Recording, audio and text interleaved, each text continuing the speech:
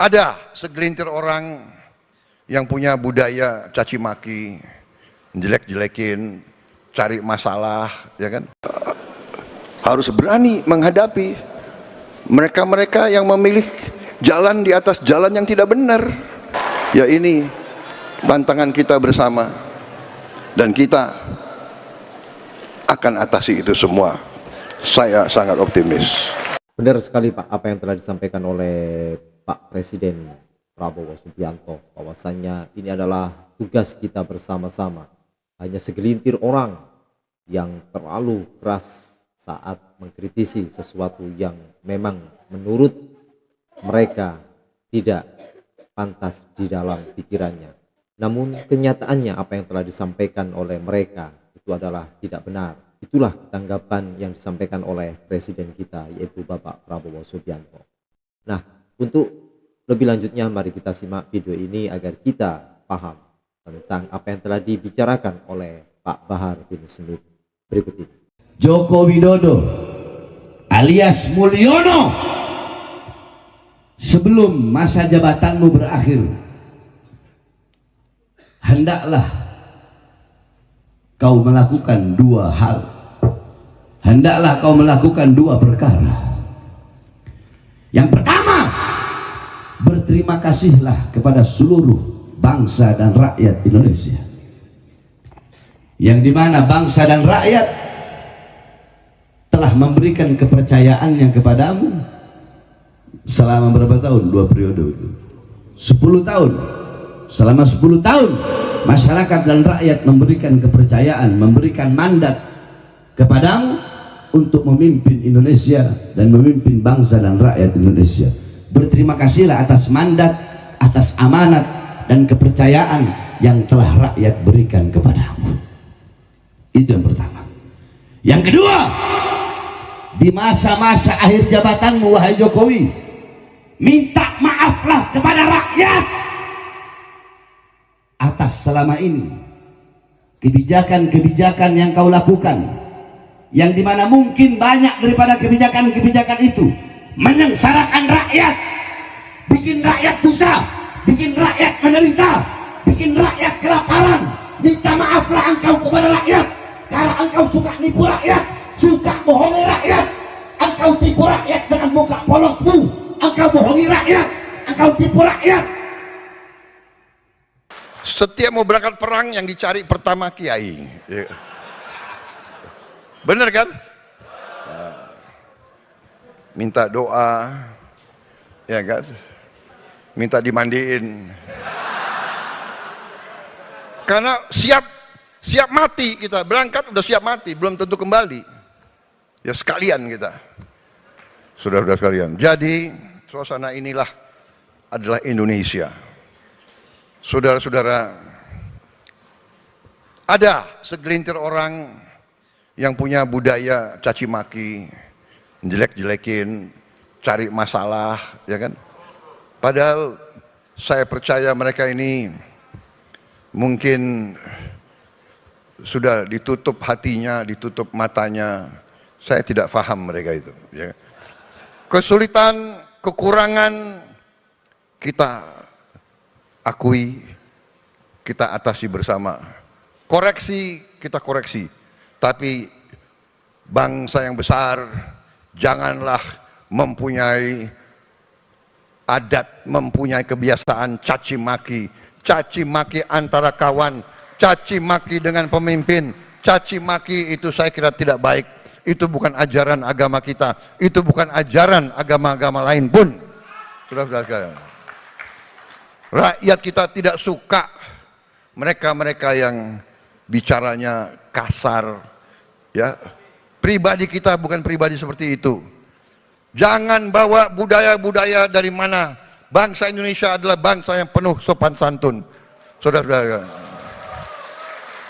kritik dengan baik, koreksi dengan baik. Saudara-saudara sekalian, dan akan terbukti tidak lama, pasti semua yang berbuat tidak baik akan kelihatan dan akan ketahuan.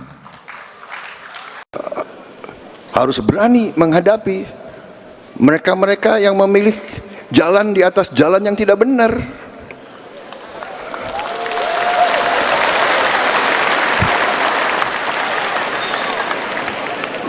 Jalan menipu rakyat,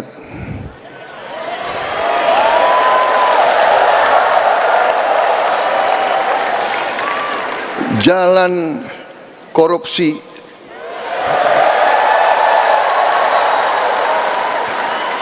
jalan nyelundup, jalan manipulasi, jalan gak mau bayar pajak,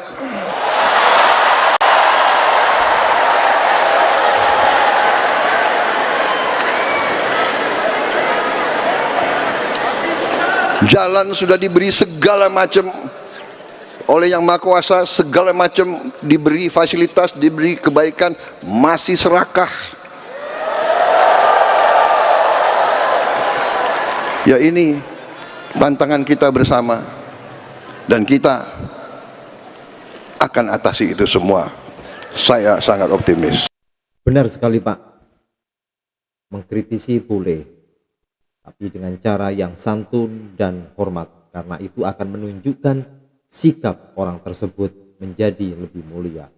Namun jikalau mengkritisi dengan cara mencaci, menjelek-jelekkan, itu adalah hal yang tidak pantas untuk diutarakan, sehingga menjadikan akibatnya masyarakat akan terbenam di dalam pikirannya, yaitu tentang masalah kebencian. Jadi apa yang telah disampaikan oleh Presiden kita itu adalah benar, harus dengan cara yang santun dan dengan cara yang sopan. Tidak semua manusia itu selalu benar, namun jadikanlah semuanya itu adalah suatu pembelajaran buat kita, bahwasanya hidup di negara tercinta kita ini bebas berbicara, namun harus dengan cara yang sopan dan santun, agar ternilai nilai akhlak yang mulia itu ada pada diri orang yang mengkritisi. Baiklah, kita lanjut video berikut ini. Betul. Saya nggak ada urusan, saya nggak ada urusan. Nggak ada urusan saya. Iblis saya makan kok. Dedi lagi. Dengar-dengar mau nyalon gubernur dia. Mau nyalon dia ya, dengar-dengar. Kalau dia sampai jadi gubernur, kemarin Purwakarta jadi kota kemusyrikan, kalau dia sampai jadi gubernur Jawa Barat, maka Jawa Barat akan dia bikin jadi daerah yang penuh dengan kemusyrikan, saudara-saudara. Makanya yang kayak begitu harus ditumbang. Harus ditumbang. Bodoh amat, terserah. Kalian mau bilang saya pakai, terserah. Kenapa? Saya tidak rela. Saya bukan orang Jawa Barat, saudara-saudara. Saya orang Sulawesi, tapi saya tinggal di Jawa Barat. Di mana saya ditinggal, di situ saya junjung, saudara-saudara. Di mana saya tinggal, jangankan tinggal, di mana kaki saya berpijak, maka di situ semua adalah saudara-saudara saya. Siapapun mereka, siapapun agamanya, apapun rasnya, apapun sukunya, apapun warna kulitnya, selama kaki saya menginjakkan kaki saya menginjak di tanah Indonesia, dimanapun wilayahnya, dimanapun kabupatennya, dimanapun kotanya, dimanapun daerahnya, maka saya akan berada di pihak rakyat untuk membela rakyat sampai titik darah penghabisan, saudara-saudara. Allahu Akbar. Siap lawan kemusyrikan. Siap lawan kemusyrikan. Siap lawan kemusyrikan. Allahu Akbar. Enak aja mau jadiin Purwakarta kota kemusyrikan, udah dijadiin malah. Jangan. Purwakarta kota san. Apa? Banyak anak buah yang nggak ada urusan. Bahkan nggak ada urusan. Bahar bin Smith nggak ada urusan. Saya udah nggak ada urusan, saya nggak peduli. Saya mau masuk penjara kayak udah nggak ada urusan. Masuk penjara, masukin saya penjara. Pulang dari sini penjarakan saya. Saya nggak ada urusan, saudara-saudara. Mau masuk penjara, ya saya 13 kali masuk penjara. Keluar masuk. Kenapa? Karena saya membela rakyat. Yang saya bela rakyat yang susah, rakyat yang kelaparan, rakyat yang ditipu, rakyat yang dibohongi, rakyat yang tidak disejahterakan. Itu yang saya bela sehingga saya keluar masuk penjara. Makanya bagi saya sudah bosan, saya sudah muak melihat ketidakadilan bagi rakyat, melihat penyengsaraan rakyat, melihat penyesatan rakyat, melihat kesewenang-wenangan pemerintah kepada rakyat. Makanya saya sudah bosan. Saya tidak peduli mau kalian penjarakan, mau kalian tembak, mau kalian racun, mau kalian bunuh, saya tetap akan tegak berdiri, berada di pihak rakyat, membela rakyat sampai titik darah penghabisan, saudara-saudara. Yang musyawarah. Yang ketiga, tentang korupsi. Saudara-saudara, saya dari dulu setelah ceramah masalah korupsi, kalau masalah korupsi ya imam, tidak ada tawar-menawar. Bagi saya, siapapun yang korupsi, maka hukuman yang paling pantas adalah hukuman mati, saudara-saudara. Banyak sekarang ini pejabat-pejabat, anggota partai, elit-elit partai, sombong dengan partainya. Yang jenderal-jenderal punya pangkat jabatan, sombong dengan pangkat jabatannya, seakan-akan Indonesia negara milik mereka. Hei, saya sampaikan, Indonesia bukan milik partai politik manapun, bukan milik jenderal manapun. Indonesia bukan milik PDI, bukan milik Gerindra, betul? Bukan milik Golkar, betul? Bukan milik PKS, betul? Bukan milik PKB, betul? Bukan milik P3, betul? Apalagi, kalau saya nggak sebut partainya, disangkanya saya orang partai itu lagi. Apalagi, hah? Bukan milik Nasdem, betul? Apalagi, bukan milik Berkarya, betul? Indonesia bukan milik Jokowi, bukan milik Prabowo, bukan milik Megawati, bukan milik Kapolri, bukan milik Panglima TNI. Indonesia bukan milik perusahaan-perusahaan asing, bukan milik tambang-tambang asing, tapi Indonesia adalah milik kita bersama, bangsa dan rakyat Indonesia, saudara-saudara. Allahu Akbar. Maka saya sampaikan pada malam hari ini, wahai Prabowo dan kabinet menteri-menterinya, demi Allah, kami pemuda-pemudi Indonesia bersumpah, demi Allah, di Indonesia tidak ada sejengkal tanah pun bagi siapapun yang merampok dan merampas harta bangsa dan rakyat Indonesia, saudara-saudara. Allahu Akbar. Saya tanya semua rakyat, apakah akan memberi walaupun sejengkal kepada para koruptor, kepada para pengkhianat bangsa, kepada pengkhianat bangsa, kepada partai politik manapun? Nah, jadi kalian semua jangan macam-macam. Sekali lagi saya bilang, saya cuma takut sama saya punya ibu dan sama saya punya pawang. Selain daripada itu, iblis saya makan.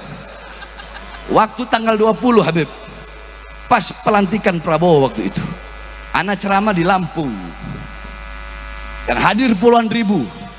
Makanya nggak heran satu minggu habis anak ceramah, ada yang datang ke Lampung pawai-pawayan pakai tank.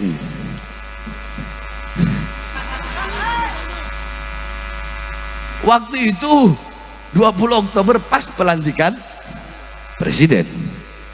Orang-orang banyak saya lihat ngomong, wah kalau Prabowo jadi presiden, Habib Bahar nggak bakal berani ceramah keras-keras ini, nggak bakal berani bersuara ini. Tanggal 20-nya kemarin saya ceramah di Lampung pas pelantikan presiden lagi. Saya ceramah apa saya bilang?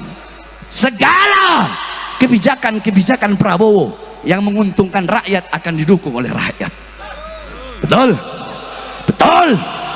Kebijakan-kebijakan pemerintah Prabowo yang menguntungkan rakyat, yang pro kepada rakyat, khususnya rakyat kecil, rakyat susah, rakyat yang kelaparan, pengangguran, maka kebijakan yang menguntungkan rakyat itu akan kami dukung. Betul? Betul. Terus saya sampaikan lagi, ada ujungnya itu. Apa ujungnya? Tetapi kalau sampai Prabowo dan kabinetnya, pemerintahannya membuat kebijakan-kebijakan yang menyengsarakan rakyat, melaporkan rakyat, menderitakan rakyat, saya akan pimpin rakyat untuk melawan mereka, berjuang sampai titik darah penghabisan, saudara. Nah, itulah teman-teman video yang bisa kita saksikan pada saat ini. Teman-teman bisa menilai dan menyikapi semua apa yang telah kami tontonkan kepada teman-teman semua. Dan bagaimanakah menurut pemikiran Anda? Waras, kita harus bisa membuka akal pikiran kita. Oke, tidak panjang lebar, silakan tulis pendapat Anda dalam kolom komentar. Terima kasih. Jazakumullah khairan katsiran. Assalamualaikum warahmatullahi wabarakatuh.